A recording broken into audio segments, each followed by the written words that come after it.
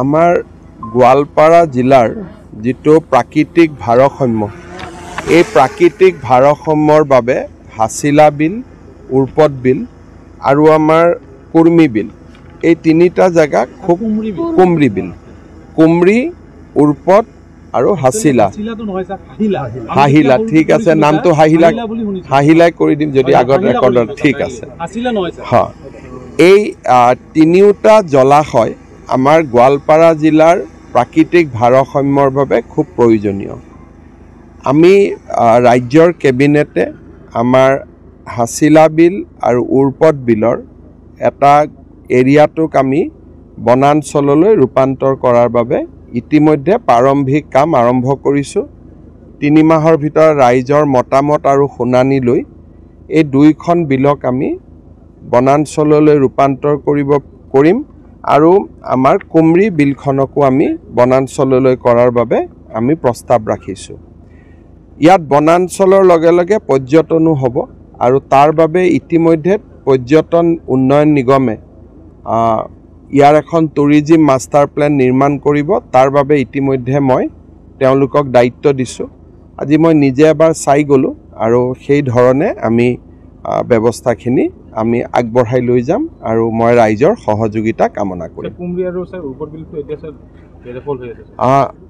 উৰ্পদ বিল আৰু কুমৰি বিলতো যি বেদখল আছে সেই বেদখলখিনিও আমি আঁতৰাম।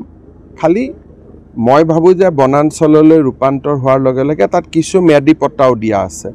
ম্যাদী পট্টাখিনিতো আমি অধিগ্ৰহণ কৰি আঁতৰাব লাগিব। তেওঁলোকক আমাৰ যিটো লেণ্ড আইনমতে যিখিনি পাই দি আঁতৰাব লাগিব আৰু বেদখল কৰাখিনিক মই ভাবোঁ আমি ৰিকুৱেষ্ট কৰিলে তেওঁলোকে নিজে উঠি যাব। ৰাজ্যখিনিৰ ক্ষেত্ৰত আমি গোটেই বস্তুটো বহুদিনীয়া পুৰণা এটা ঘটনা, তাক আমি অলপ চোৱা চিতা কৰি আছোঁ। কাৰণ তাত নতুনকৈ মানুহ আহিছে আৰু বহু বছৰ পুৰণা বহি থকাও মানুহ আছে। গতিকে গোটেই কথাখিনিক লৈ আমি বিভিন্ন ব্যক্তিৰ লগত আলোচনা কৰি আছোঁ। মোক আৰু 30-45 দিন সময় লাগিব, তাৰপিছত ৰাইজৰ লগত আহি কথা পাতিম। ছাৰ ইয়াত যিহেতু যথেষ্ট মানুহ আছিলে, পৰিয়াল আছিলে আৰু বহুত পুৰণি কিছু ফেমিলি আছিলে, তেওঁলোকৰ সব পুনৰ্সংস্থাপনৰ কাৰণে কিবা পুৰণিটো ইয়াত থাকিবই নোৱাৰে কাৰণ এভিকশ্যনটোৱে নতুন, মানে কি ইয়াত বহাটোৱে নতুন। গতিকে বহাটো কোন চনত বহিছেতো ছেটেলাইটত চাবই পাৰি। তাৰ আগত তেওঁলোক ক'ত আছিল? গতিকে ইয়াৰ আগত য'ত আছিলে তেওঁলোকক আমি তাতে যোৱাৰ কাৰণে সুবিধা কৰি দিম। আৰু যদি কোনোবা একেবাৰে লেণ্ডলেছ আছে কথাটো বেলেগ, কিন্তু ইয়াততো নতুনকৈ অহা আৰু মানুহটো ক'ৰবাৰ পৰা আহিব লাগিব নহয়। গতিকে প্ৰথম আমি জানিব লাগিব ক'ৰ পৰা আহিছিলে। গতিকে যিখিনি মানুহে নিজৰ জেগালৈকে উভতি যাব নোৱাৰে তেওঁলোকৰ লগত আমি পিছত কথা পাতিম। কিন্তু এই গোটেই ঘৰবোৰ দেখিলে আপুনি গম পাব 10-12 বছৰ ধোৱা বা 15 বছৰ ধোৱা। তো 15 বছৰ আগততো পৰিয়ালটো ক'ৰবাৰ পৰা আহিছিলে নহয়। গতিকে প্ৰথম জানিব লাগিব তেওঁলোক ক'ৰ পৰা আহিছিলে। বোলে নহয় গৰাখহনীয়া হৈছিলে, মাটি গৈছিলে, তেতিয়া আমি সেই গাঁৱতে ব্যৱস্থা কৰি দিম। কিন্তু প্ৰথম আমি জানিব লাগিব প্ৰত্যেকজন মানুহৰ বুৰঞ্জী আৰু ইতিহাস। গতিকে আমি চেষ্টা কৰিম জানিবৰ কাৰণে। যাবগৈ নিজে যাবগৈ তেওঁলোক ইয়াতে যদি কিছুমান মানুহ কিবা কৰি থাকিব, কিছুমান মানুহ যাব, কিন্তু আমাৰ মানুহখিনি আমাৰ লক্ষ্য নহয়। আমাৰ লক্ষ্যটো হ'ল হাছিলা বিল। আমি হাছিলা বিলত কাকো আহিব নিদিওঁ।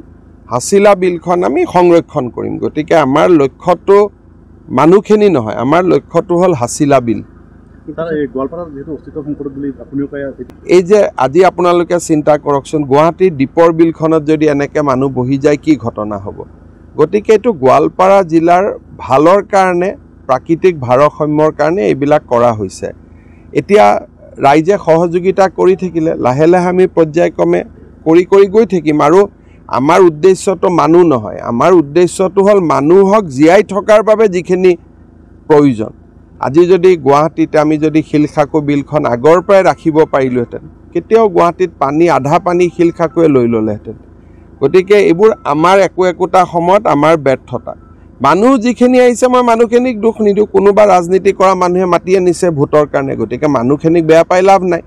কোনোবা ৰাজনীতি কৰা মানুহে মাতি আনিছে, ৰাস্তা বনাই দিছে, জল জীৱন মিছনৰ আঁচনি দিছে, লাইট দিছে, দুখীয়া মানুহ ভাবিছে এইটো সঁচা গতিকে মানুহখিনিৰ লগতো দুখ কৰি লাভ নাই আমাৰ কাম হ'ল যে আমি এই বিল 3খন বচাব লাগে চৰকাৰৰ ধনতে অপচয় হৈছে যেহেতু খুব বেছিকৈ অপচয় হৈছে এতিয়া নিয়মতে MLA সকলক ধৰিবই লাগে আকৌ MLA সকলে নিজেও চৰকাৰী মাটি দিটাৰ ভাটা বনাই বহি আছে নহয় গতিকে তেওঁলোকৰো আৰু সময় হ'বতো লাগে নিয়মতে হয় নহয় আমাৰ MLA নিজে আকৌ ইটাৰ ভাটা বনাই বহি আছে MLA এগৰাকী যদি ইটাৰ ভাটা বনাই নিশ্চয় আপুনি স্যাৰ পদক্ষেপ ল'ব না আপোনালোকৰ লগত পাতিম মই কথাটো আপোনালোকৰ পৰাই গম পাইছো যে মোলৈকে অহা অভিযোগটো সঁচা গতিকে এইটো আলোচনা কৰিম আকৌ হ'ব বহুত বনাঞ্চল বৈদখল মুক্ত লাহে লাহে আপোনালোকে দেখিছে যে প্ৰথমবাৰ আমি কিছু ব্যৱস্থা হাতত লৈছোঁ বহু কথা উচ্ছেদ কৰি হ'ব বহুত কথা মিঠা মাতে দিও হ'ব গতিকে যেহেতু গোৱালপাৰা জিলাৰ ওপৰত চৰকাৰে এটা দৃষ্টি আৰম্ভ কৰিছে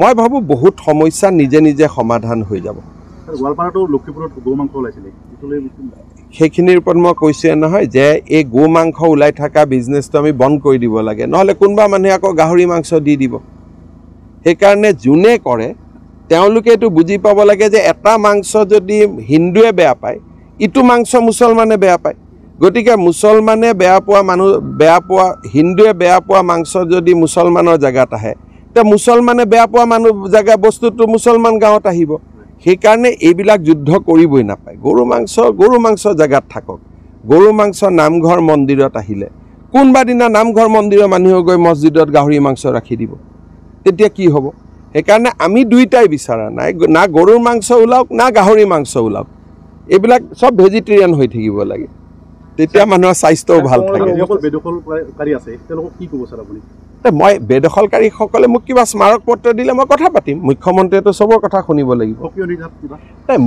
মই মোৰ স্বভাৱে নহয় কাকুক বেয়াকৈ এতিয়া আহা মানুহে বেদখলকাৰী বহি থকা মানুহ মোক গামোচা দিছে মই গামোচা লৈছোঁ মই কাৰো লগত বেয়া মোক ভালো পাইতো মই এতিয়া যাওঁতে আপোনালোকে চাব মই আকৌ মাত দি যাম মোক বেয়া নাপায় কাৰণ তেওঁলোকে জানে যে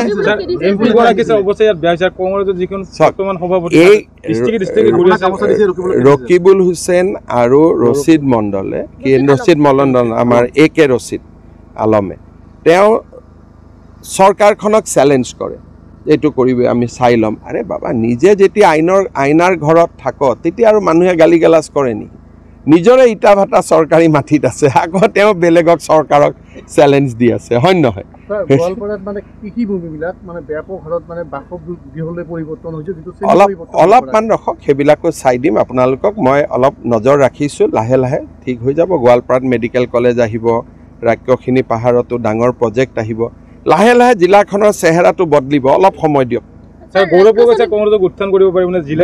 মই এটাই কথা কওঁ যে কোনোবাই অসমত ঘূৰিছে এতিয়া ঘূৰাটো অধিকাৰ চবতে আছে খালি মোৰ এটাই কথা যে কথা বাৰ্তাবোৰ অসমৰ হওক বাংলাদেশ পাকিস্তানৰ হ'ব নালাগে এতিয়া সিদিনাখনে আমি ক'লোঁ যে টুইটাৰ ছ'চিয়েল মিডিয়া গোটেই বাংলাদেশ পাকিস্তানৰ মানুহ দি ভৰা পৰিছে সিদিনাখন মই একাউণ্ট দিলোঁ 2008 এতিয়া আৰু 2000 একাউণ্ট মোৰ চকুত আহিছে তাৰো এতিয়া ইনকুৱাৰী দিব লাগিব যে কোনে এইবিলাক কৰি আছে গতিকে অসমীয়া ভাৰতীয়ৰ বাবে যি কৰে কৰি থাকক পাকিস্তান বাংলাদেশৰ কাৰণে কৰিব নালাগে ইমানে কথা হ'ব ধন্যবাদ ডিমাণ্ড মানে এই যিটো হাইৱে কাম হৈ আছে নেশ্যনেল হাইৱে লেহেমিয়া গতে চলি আছে চাই দিম দিয়ক মই এইখিনিও চাই দিম স্যাৰ হাতী মানুহৰ যোনটো সংঘাত হৈ আছে সব লাহে লাহে কৰিম দিয়ক এই এৰিয়াটো স্যাৰ কিবা কাৰণত হাতীৰ কাৰণে খোৱা বস্তুৰ কাৰণে নেপিয়াৰ গ্ৰাছ লগালে বহুতখিনি সমস্যা সমাধান হ'ব নেপিয়াৰ গ্ৰাছ যদি আমি গোৱালপাৰা বনাঞ্চলত লগাব পাৰোঁ তেতিয়া হাতী মানুহৰ ঘৰত নাহে এইবাৰ স্যাৰ আমাৰ পঞ্চতনৰ পাহাৰত হাতীৰ বসবাস আমি এইটো জানো সেইখিনি কৰিম যদি যেনেকৈ হস্তি বন্ধু হৈছে যদি আমি নেপিয়াৰ গ্ৰাছ লগাব পাৰোঁ গোৱালপাৰা জিলাৰ মানুহে হাতী মানুহৰ সংঘাতৰ পৰা বহুত ৰক্ষা পৰিব অলপ আঁচনি আছে মই গোৱালপাৰাত আহি আছোতো মই কৰিম এই মাহতে দুবাৰ আহিলোঁ নে নাই গতিকে মই কৰিম আৰু আহিম